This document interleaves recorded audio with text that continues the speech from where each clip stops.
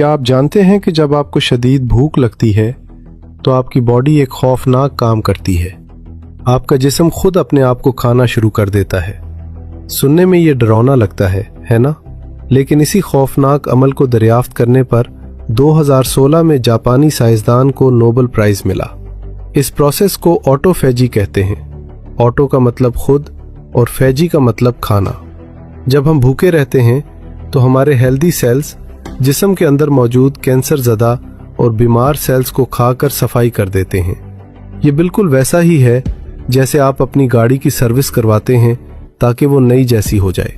सोचिए, जापान ने ये बात 2016 में बताई, मगर 1400 साल पहले इस्लाम ने भूख को इबादत बना दिया था। मेरे और आपके नबी सल्लल्लाहु अलैहि वसल्लम ने फरमाया था, सोमू तसहू, यानी रोज़ा रखो, सेहत याब हो जाओगे। कुरान की सूरह अल-बकरा में अल्लाह ने रोज़े का जिक्र करते हुए एक अजीब बात कही। अल्लाह ने फरमाया, और तुम्हारा रोज़ा रखना तुम्हारे ही हक में बेहतर है अगर तुम इल्म रखते हो। गौर करें, अल्लाह ने यह नहीं कहा कि मैं खुश हूँगा, फरमाया तुम्हारे लिए बेहतर है, यानी फ़ायदा तुम्हारा ही है। आज मेडिकल साइंस कहती है कि ऑटोफेजी का प्रोसेस तभी स्टार्ट होता है जब इंसान 12 से 16 घंटे भूखा रहे, और ये टाइमिंग बिल्कुल इस्लामी रोज़े के दौरानिये के बराबर है। क्या ये महज इत्तफाक है? ये सिर्फ सवाब का मामला नहीं, बल्कि कैंसर और बीमारियों से बचने का एक आसमानी डिटॉक्स प्रोग्राम है। जब आप रोज़े में होते हैं तो आपका जिस्म अपनी एनर्जी खाना हजम करने पर नहीं, बल्कि खुद को ठीक करने पर लगाता है। टूटे हुए सेल्स जुड़ते हैं, पुराना कचरा बाहर निकलता है और इंसान अंदर से नया हो जाता है। इसीलिए साइंस कहती है कि जो लोग फास्टिंग करते हैं वो लंबी उम्र पाते हैं और देर से बूढ़े होते हैं।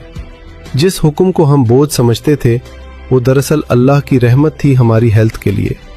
दुनिया दवाइयों में सेहत ढूंढ रही है, जबकि अल्लाह ने सेहत परहेज और फाके में है, बल्कि जिस्म की हिफाजत का भी मुकम्मल निज़ाम है। रोज़ा हमें सिर्फ सेहत नहीं देता, बल्कि हमें गरीब की भूख का एहसास भी दिलाता है। साइंस ये भी कहती है कि रोज़े से आपका दिमाग ज़्यादा तेज़ काम करता है और फोकस बढ़ता है।